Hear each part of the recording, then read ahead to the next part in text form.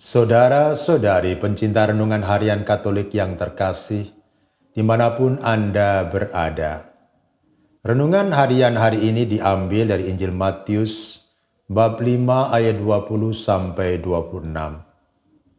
Saudara-saudariku yang dikasihi Tuhan, orang seringkali merasa sudah hidup benar bila sudah melakukan peraturan keagamaannya, bila dia tidak berbuat kejahatan yang merugikan orang lain, bila dia tidak membunuh, mencuri, korupsi, mengeluarkan kata-kata kasar yang menyakiti orang lain.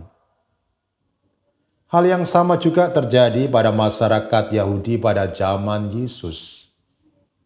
Mereka merasa sudah hidup benar sesuai dengan kehendak Tuhan, bila mereka sudah melakukan apa yang diajarkan oleh ahli-ahli Taurat dan orang Farisi. Namun, dalam bacaan Injil ini, Yesus menegaskan bahwa standar kebenaran dalam kerajaan Allah itu jauh lebih tinggi daripada yang diajarkan oleh ahli Taurat dan orang-orang Farisi. Yesus bersabda, "Jika hidup keagamaanmu tidak lebih benar daripada hidup keagamaan ahli-ahli Taurat dan orang-orang Farisi, sesungguhnya kamu tidak akan masuk ke dalam kerajaan surga."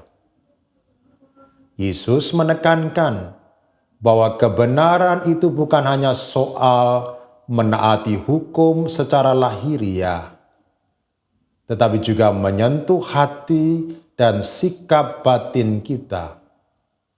Misalnya, hukum Taurat melarang pembunuhan, tetapi Yesus mengajarkan bahwa kemarahan, kebencian, dan penghinaan terhadap sesama juga merupakan dosa di hadapan Allah. Saudara-saudariku yang terkasih di dalam Kristus, dalam kehidupan sehari-hari mungkin kita tidak pernah membunuh secara fisik. Tetapi apakah kita pernah marah tanpa alasan yang benar, menyakiti orang lain dengan perkataan kasar, menyimpan dendam dan tidak mau mengampuni? Yesus mengajak kita untuk mau berdamai dengan sesama sebelum mempersembahkan sesuatu kepada Allah. Artinya apa? Artinya ibadat kita tidak berkenan di hadapan Tuhan jika hati kita masih dipenuhi dengan kepahitan dan kebencian.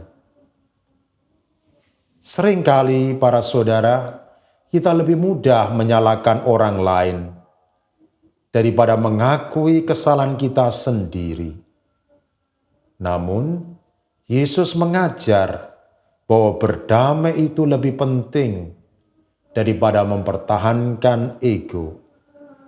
Sebelum kita membawa persembahan ke altar, kita harus lebih dahulu memperbaiki hubungan atau relasi kita dengan saudara kita. Hanya dengan demikian, persembahan yang kita persembahkan kepada Allah akan diterima oleh Allah.